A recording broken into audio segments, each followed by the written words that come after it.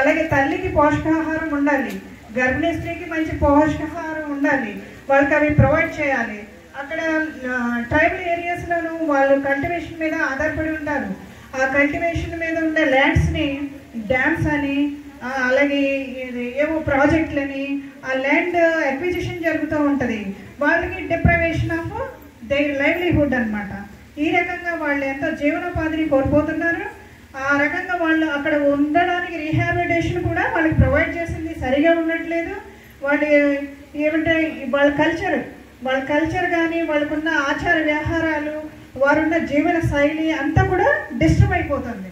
So కాబట్టి దీన్ని address చేయాలి, గవర్నమెంట్ వారు మంచి పథకాలు వారి కోసము ప్రవేశపెట్టాలి అనేసి మన నేషనల్ లీగల్ సర్వీసెస్ అథారిటీ వారు సుప్రీంకోర్టు వారు స్కీమ్ని ప్రొవైడ్ చేయడం జరిగింది. అలాగే ఇప్పుడు చదువుకున్న పిల్లలు మీరు స్కూల్కి జాయిన్ చేస్తారండి, బట్ కానీ ఆల్మోస్ట్ అందరూ కూడా వ్యవసాయం మీద ఆధారపడిన ఫ్యామిలీస్ కాబట్టి పిల్లల్ని పై చదువులకు పంపించరు. ఇక మాతో పాటు పనికి రావాల్సిందే, పనికి వస్తేనే కానీ జీవనం గడవదు.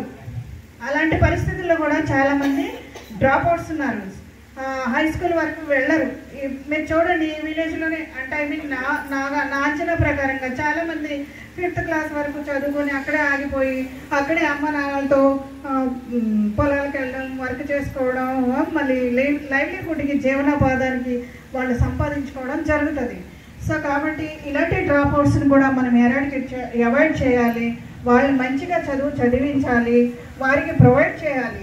అలాగే హెల్త్ పరంగా చూస్తే వాళ్ళకి పిహెచ్సి సిహెచ్సిలను ప్రొవైడ్ చేయాలి. వాళ్ళ లోకల్ ఏరియాస్లో వాళ్ళకున్న హెల్త్ ఇష్యూస్, ఇప్పుడు ముఖ్యంగా డాక్టర్ గారు చెప్పారు కదా, శుభ్రత లేకపోతే చాలా డిసీజెస్ వస్తాయి.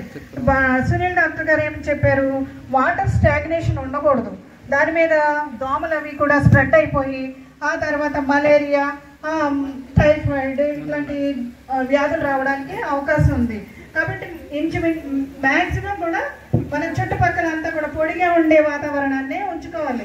తడిగాను అట్లా ఎక్కడ పడితే నీళ్ళు అలా పోసేయడం, వాడకం నీళ్ళు ఉంటాయి కదండి, వాటి మూలంగా కూడా ఎక్కువ మనకి వ్యాధులు వ్యాప్తించే అవకాశం ఉంది అనమాట. అలా కాకుండా ఇల్లు పరిశుభ్రంగా ఉంచుకోవాలి. మీ ఒంటి శుభ్రత కూడా చాలా ముఖ్యం.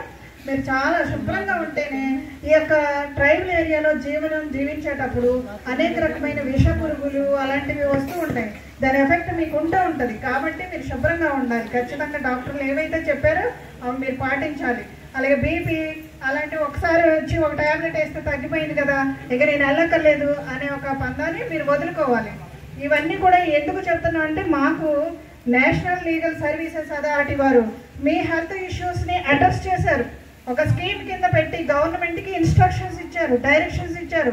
ఇవన్నీ కూడా మీరు ట్రైబల్ ఏరియాస్లో ఎవరైతే జీవిస్తున్నారో వాళ్ళకి అందరికీ ప్రొవైడ్ చేయాలి.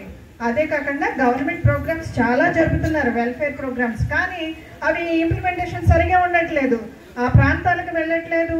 ఆ యొక్క ఉద్యోగులు కానీ వాళ్ళకి నియమించిన ఒక హైరార్కీ ఉంటుంది కదా, అథారిటీస్, వారు సరిగా సక్రమంగా నిర్వర్తించట్లేదు.